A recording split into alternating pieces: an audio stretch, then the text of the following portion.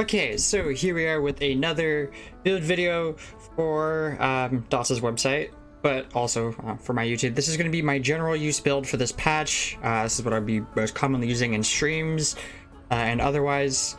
And the only thing that will really get changed out much is going to be the monster set, because right now you can see that I have Troll King on, and I fucking hate Troll King, but it's kind of important, and I'll explain more about that later.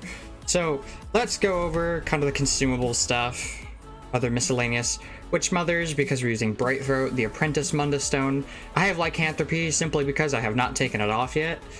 You should not be a werewolf or a vampire. I mean, if you're a vampire but you stay in stage 1, I guess that's okay. But even then, you can still actually take extra damage from Dawnbreaker and Prismatics. So yeah, that's a thing.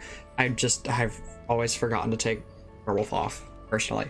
As for stats like this, I do 4 health, 60 magicka, mostly just because I feel like in PvE I need a little bit more buffer health, but even in PvP it's actually kind of helpful to have a little bit more health. And when you look at how the math works out, having 4 points in health is more helpful than having 4 points in magicka. You're gonna get a lot more longevity out of, like, just more bang for your buck. Gilliam personally told me that when I asked him about it a while ago. A recovery is nice, stamina recovery could be better, but we've got some pretty nice max stam here. I switched from using Innate Axiom to War Maiden because I did a couple duels actually in Cyrodiil, kind of impromptu duels, and I felt like my damage was a little too low and my stam sustain was fucking fine. So War Maiden and Innate Axiom have actually very similar damage tooltips, whatever. They augment different things, but as a Magicka Nightblade, most of your abilities do magic or spell damage, so War Maiden works pretty well for that. But let's go have a look at Innate Axiom. Pull up stabs, here we go. So 400 spell and weapon damage to class abilities. So for War Maiden, it's a similar thing, but it's for magic damage abilities. Difference here being they both have crit, they both have actually they don't both have the spell damage stat. I guess that's part of where it differs. So in Innate Axiom, it's got a line of max stam as a 2-part, and that's where Innate Axiom really shines. You're getting slightly less damage, not much, but slightly less damage to have the extra line of max stam. And as a Dunmer, I don't really need that extra line of max stam. I'm already getting enough of it from Triglyphs and the other stuff that I have. So it's fine to do this setup, and it works almost as well. Potions, we've got, good old PvE spell power pots. It's what I've been using ever since I played Magblade. I remember I was freaking out about it while I'm like, oh my god, should I be using something else? Kina said, that's what I use too. Good enough for me, and I've tried to do other stuff with it, especially in Battlegrounds. Tripods are pretty helpful, but it's very hard for me to get off of this because it gives us everything we need. Now, I would like to reiterate that I don't have the health, what is it, like Major Vitality? It's not Vitality, but it's like, it's the one that increases your health regen, and so Tripods plus Troll King are pretty powerful. So I'm actually not getting the most out of Troll King because I don't have a potion that regenerates health, because we get that health regen buff for 45 seconds after we use that potion. I don't have that. So Troll King isn't actually helping me as much as I wish it was, but I'm also kind of okay with that because I feel kind of cheesy using Troll King anyways. Anyways, let's kind of continue on with the gear aside from Troll King. So as you saw, we have War Maiden, and as I mentioned, I believe, I have Bright Throat. So we're using InPen for everything because, InPen is essential. I have protective jewelry. You can have some pieces not protective if you want. I find protective is much more of a personalized choice. So I have protective on because I feel like I take way too much fucking damage most of the time. I definitely suggest everyone have at least like 1 protective piece, but ever since they nerfed protective, it's not really as efficient. So you might not need 3 protective like I do. I just still have 3 protective from the previous patches, and I haven't changed it, nor have I had much of a reason to change it because my personal level of max Magicka is 35k. If I'm below that, I have a problem. But I'm not below that, so we're all good. For reference though, let's drink a pot. My Strife tooltip is 9696. That's helpful. And for people who use concealed, it's 10.4k. So yeah, that's nice. Some good damage. My light attacks actually still hit pretty hard, considering the fact that I'm actually using Warmated. So yeah, that's pretty nice. As for the enchantments on the jewelry, I've got 2 spell damage enchantments, and then I've got this 1 cost reduction enchantment. So the thing about cost reduction enchantments is that as long as you're casting an ability every like 1 second, it's supposedly better than a regen enchantment. So if I am actually just walking around cloaking, I'm still going to be getting the benefit of the cost reduction enchantment, but it's not going to be as good as if I were to have a regen one. So if I was playing a ganker, I honestly feel like I'd prefer the regen enchantment, especially because Magicka Nightblade, or just Nightblade in general, this passive here increases our ability to have to stack regen. So having regen is a pretty nice thing. But overall, because I'm a frontline fighter most of the time with this character, I find that having the cost reduction is better, especially because it lets me lay on additional pressure.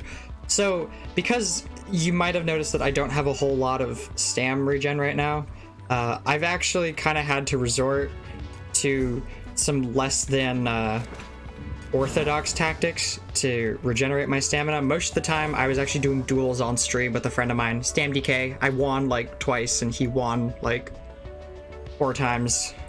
Goddamn Stam DK. Anyways, most of the time what'll happen is that I will just shade a short distance away or a long distance. I'll just cloak a bit, because if I run out of stamina, I'm more or less dead. So yeah, it sucks that I can just walk away and let my opponent recover, but I need my stam, so it really is worth it to just step away from a fight and cloak while you let your stam regen. Tether. So Tether in dueling isn't really all that great, because it's still not going to save your ass from dying, I find. But I've actually been using it in Cyrodiil and 1vx with some limited success. They have changed Tether so that it's going to give you a upfront heal, more or less. When you cast it and when you hit someone, it'll instantly heal you for like half of the damage done on impact, and then it'll do the Tether damage over time, healing over time thing. So that's really fucking nice. It actually makes that ability useful. In fact, I'm even going to be putting this on the Honor Blade, which is the 2-hand bow Stamina Nightblade build I have. I used to just do Incap and Dawnbreaker, but because Dawnbreaker has more or less the same cast time as Soul Tether, I'd rather have a more defensive option, and because the Honor Blade uses Blood Spawn, I just find it's going to work better. So yeah, more in that video. Check it out if you guys are interested in it. Healing Ward. Healing Ward is still garbage, but it's like, it's what we got to do. Our healing comes from siphoning Healing Ward and our lovely spammable here, Swallow Soul. And we actually have a pretty nice Merciless tooltip, all things considered. I've seen worse. I just drank a potion for reference, you guys know. That's pretty nice, actually. So I'm cool with that. A lot of people tell me to play the bullshit Kite Blade, and I will show you how I play the bullshit Kite Blade, and I don't like it. For those of you who don't know, Clench got changed so that if you want the knockback, you actually have to use the Clench morph instead of Reach, and Reach will give you the damage over time. Clench no longer gives you that damage over time. I spent like 10 minutes dueling my Stam DK friend, and I'm like, I know you're really good at block weaving, but holy shit, why have I not been able to CC you this entire fight? And it's actually because they changed that and I didn't see it. So that's there. Be aware of that. Don't be stupid like me. And then we're gonna go on to the resto staff here. Not combat prayer. Rapid regen. So rapid regen is actually one of the highest healing abilities in the game right now. So if we couple that with Healing Ward, I feel so much more comfortable taking Troll King off my bar, but I can't do it. I can't do it. That's not the way I play. So this is my bullshit kite blade. If I wanted to be a kitey little shit and, you know, go from place to place, kiting people around and just doing ranged attacks, you could put Valken on, but because this no longer has a dot, Valken won't be as effective. Then you could also put Life Giver over here instead of Light's Champion. So yeah, that's a thing. But that's not what we're doing. We're doing I'm gonna be in your fucking face build. So, same as last patch, we've got Lettuce Fan, is what I'm calling it now. It's a joke. Lettuce Fan, it's actually still a pretty good ability. It only does slightly less damage over time than Clench, or than Reach, because Clench doesn't do the damage over time now. So it only does slightly less, and it applies Vulnerability, which is useful, because remember, we lost the Berserk from Merciless. So this basically ensures that our damage is relatively the same from back then. Debilitate. I actually like Debilitate more than I like Cripple, because Cripple always made my opponents dodge. I had a really nasty habit of hitting Merciless after I hit Cripple, or just hitting something important after I hit Cripple. But because every time someone gets crippled, they immediately dodge, it means I am going to be wasting resources. Because I'm gonna cast Strife, or I'm gonna do something, and it's not going to hit them, so it's essentially a waste of resources. So I much prefer Debilitate, even though Cripple is more DPS, and I used to use Cripple just because of you know, PvP or PvE, and because it was good in PvP. But now they're roughly the same when you take into account that Debilitate has minor Magicka Steal. So yeah, that's pretty hot. I love it. Also, the snare potency is increased, which means if you're playing a bullshit kite blade, which I am not, you're gonna have a little bit more of a snare. Shade. Do I really need to talk about Shade? If you're watching me, you probably know a little bit about Magicka Nightblade, and Shade is that really annoying ability that is... Sometimes you want to marry Shade. You want to make sweet love to Shade, and then sometimes you want to become a wife beater and beat the shit out of Shade because it sucks. That's Shade. Shade is both an amazing skill and a terrible skill. Honestly, they buffed Ball of Lightning, so I don't see why they can't give Shade a little love. They gave Ball of Lightning a snare removal thing. My first suggestion was to give Shade or Cloak snare removal rather than what we have here. I just feel like it would fit better. And on top of that, I feel like since I'm always dying from random projectiles after I shade away, giving Shade projectile absorption, much like Ball of Lightning has for like 2 seconds, would be kind of nice. But that's whatever. Strife. We all know what Strife is. It's our spammable. It heals us for a okay amount of damage done. It's really just kind of to help keep us from dying. I find this is more of a counter pressure than this is going to save my ass. This is going to allow me to attack you longer without having to cast Healing Ward. It's good, but it's really not anywhere near what it used to be because it used to cost very little. In fact, it actually used to cost as much as Concealed costs right now, which is just 1800 Magicka. So, yeah. By the way, Concealed got buffed. Melee Magicka Nightblade Rejoice. It's not really enough to make me play Melee Magicka Nightblade, but it is definitely nice. And then we have Merciless Resolve. So Merciless got buffed. Well, I shouldn't say buffed. It got a quality of life upgrade. Because honestly, when you look at the numbers, it just saves us from casting Force Pulse because it is the same cost of Force Pulse.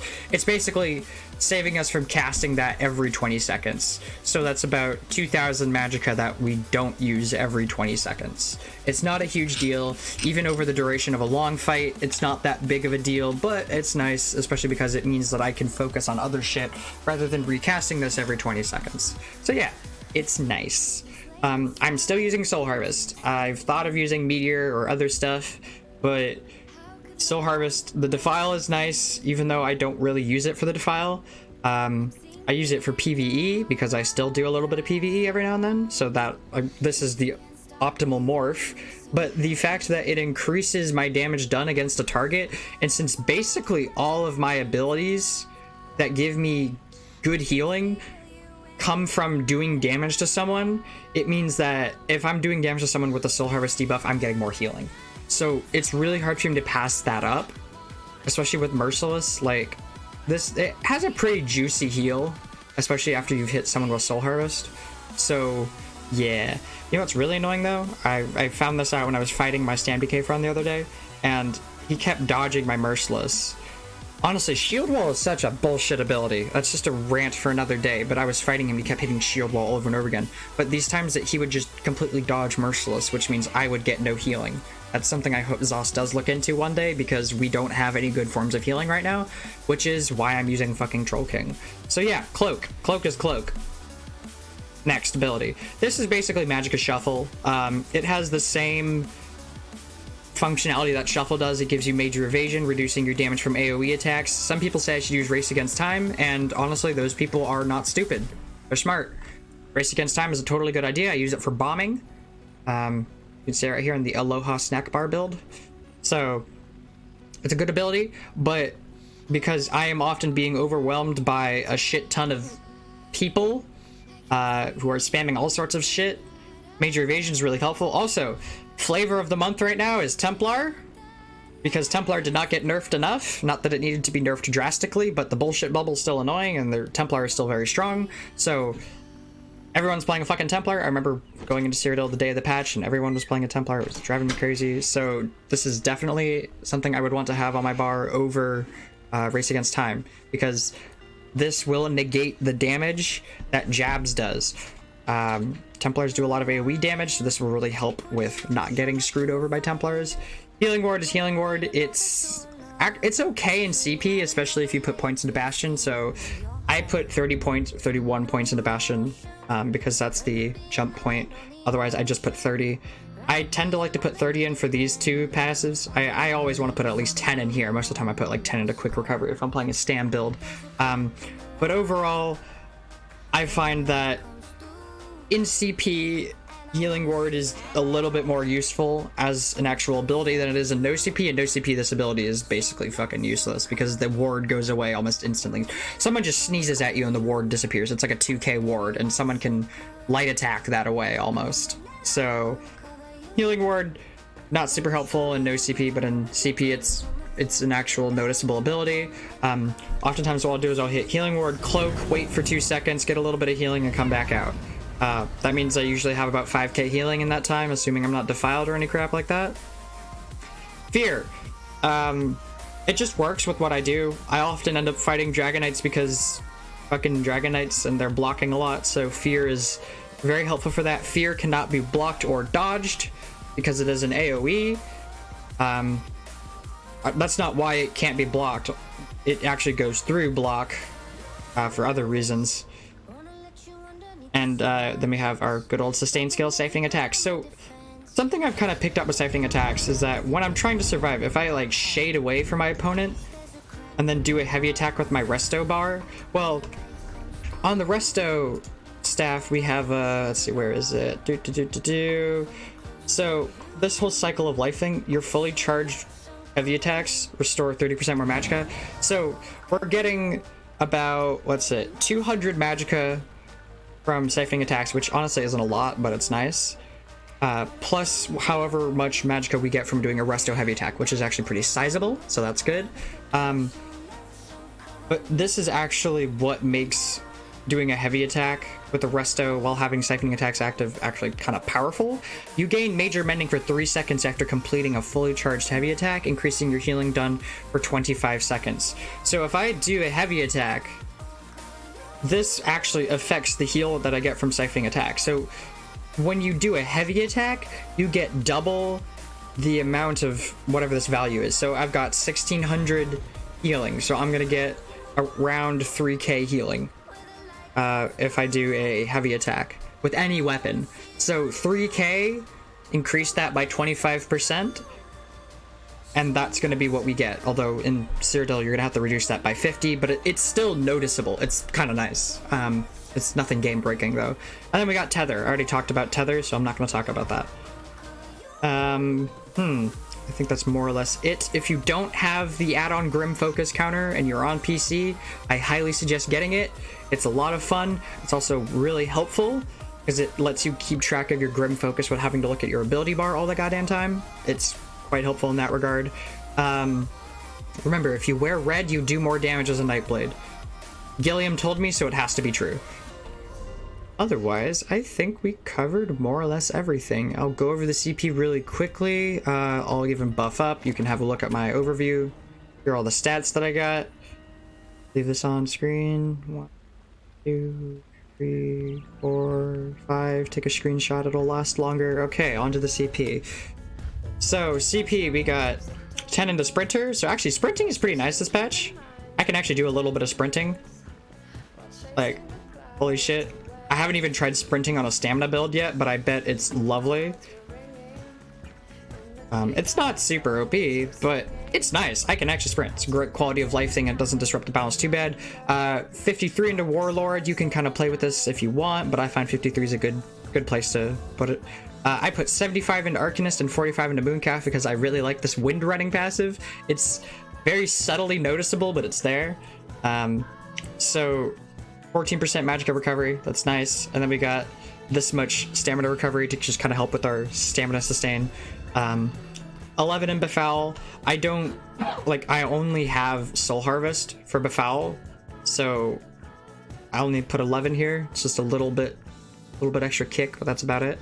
Dodge roll cost reduction, tumbling 53, and block cost reduction because blocking is technically more effective than dodging. So definitely want to put a little bit of stuff in there. So Blessed, I have 19 in Blessed right now. I've considered moving this around, especially because the scaling for Blessed isn't very good. But I put 19 into Blessed, and I haven't moved that around yet. So that's there. It might get moved around, it might not.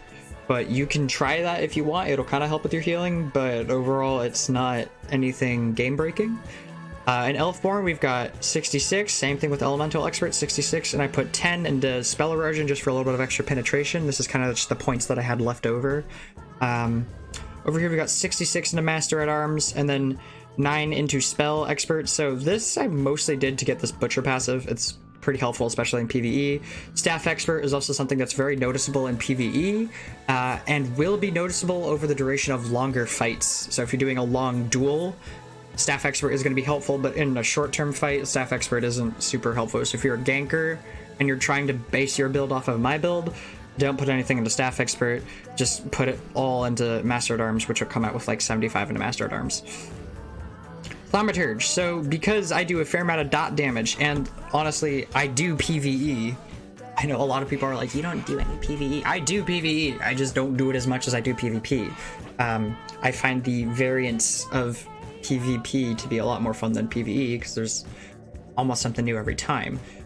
So Thaumaturge is really helpful in PvP because it's pressure. This is pressure towards my opponent. So 34 into here, get this, which is not really helpful. I mean, if I'm doing a dual wield build, it means that my light attacks have a 9% chance to crit, which is nice, I guess. Opportunist.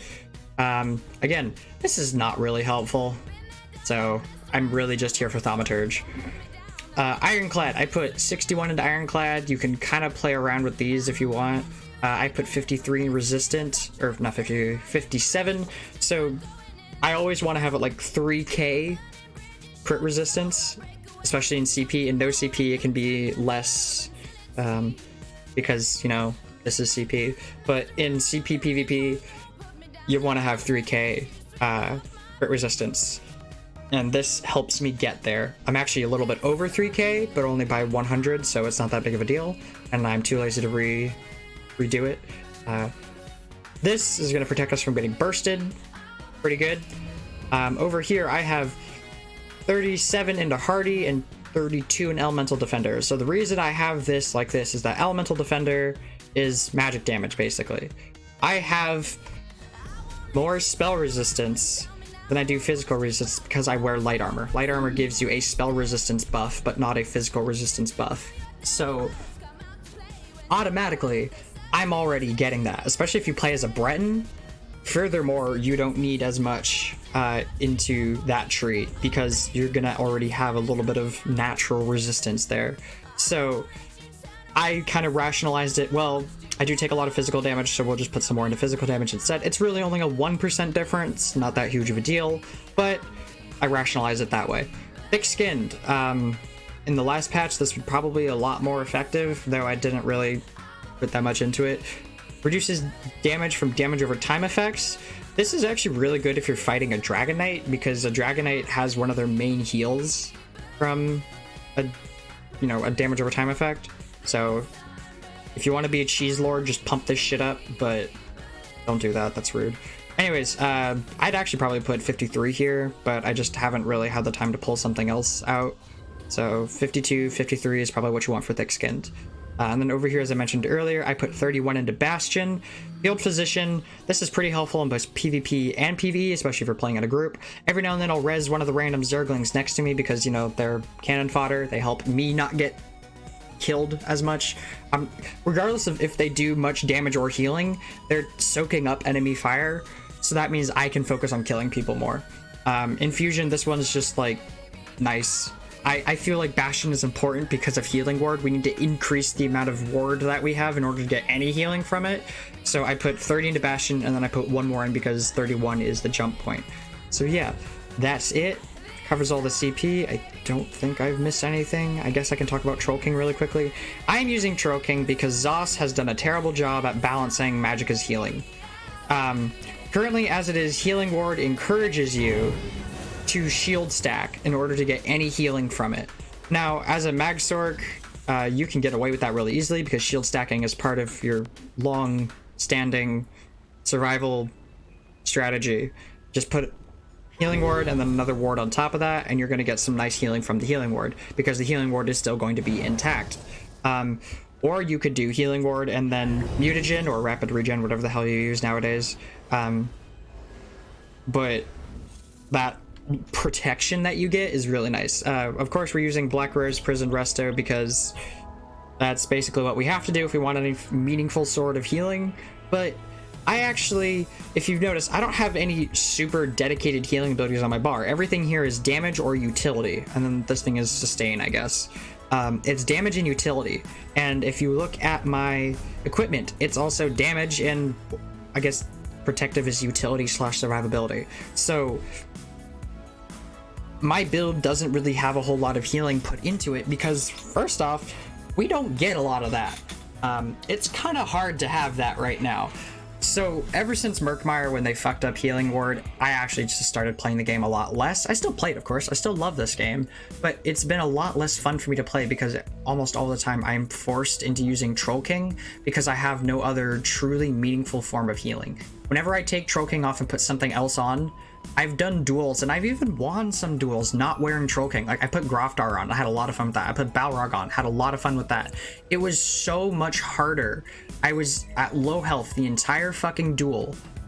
And I was just managing to keep myself alive because I was smart with Merciless, and I was getting in and, hitting them with that ability and getting that heal. But I was always at low health. It was so hard, and it felt very uncomfortable. So Troll King. I have to fucking use Troll King.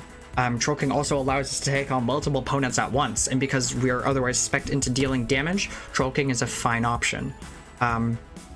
Most of the time, I hate wearing Troll King. I consider Troll King to be training wheels.